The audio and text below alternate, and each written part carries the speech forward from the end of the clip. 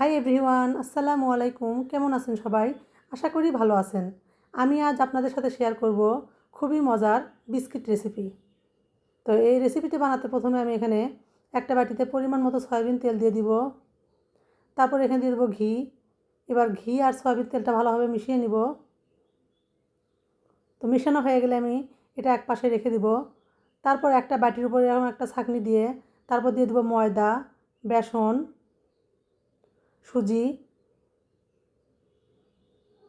Baking powder. এবার সবগুলো ভালোভাবে চেলে নিব।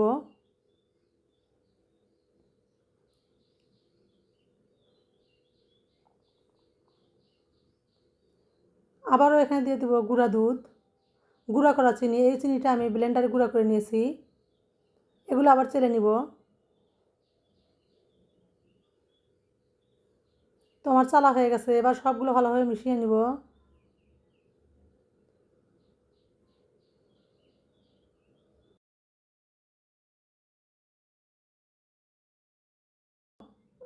ঘি ও সয়াবিন তেলের মিশ্রণ দিয়ে আমি সফট একটা ডো তৈরি করে নিব।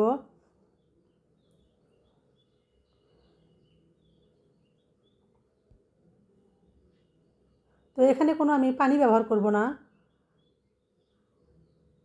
ডোটা আমার হয়ে গেছে। এবার একটা প্লেটে আমি এরকম একটা স্টিলের প্লেটে সয়াবিন তেল ব্রাশ করে নিব। আপনারা চাইলে এখানে ঘিও ব্রাশ করে নিতে পারেন। সয়াবিন তেলটা ভালোভাবে প্লেটের উপর আমি ব্রাশ করে নিব।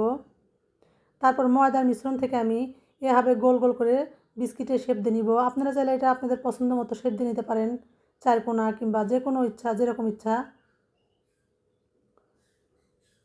তো এভাবে আমি সবগুলো বিস্কিট বানিয়ে নিব।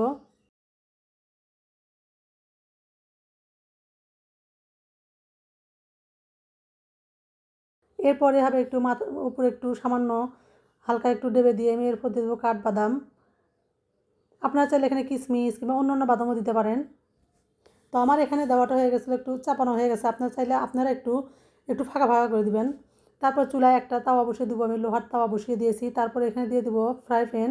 ফ্রাই প্যানের উপর একটা স্ট্রেনার দিয়ে আমি প্লেটটার উপর দিয়ে 30 মিনিট ঢেকে রেখে দিব। অল্প আঁচে ঢেকে রেখে দেবো 30 মিনিট। 30 মিনিট পর দেখেই বুঝতে পারতেছেন বিস্কিটগুলো কত বড় বড় হয়ে গেছে। এটা ঠান্ডা করে উঠিয়ে নিব। গরম অবস্থায় উঠাতে যাবেন না, তাহলে ভেঙে যাবে। তো দেখেই বুঝতে পারতেছেন কতটা সুন্দর হয়েছে। এভাবে যদি একবার বাসায় বানাতে পারেন তাহলে আর বাইরে থেকে বিস্কিট কিনে খেতে মন চাইবে না।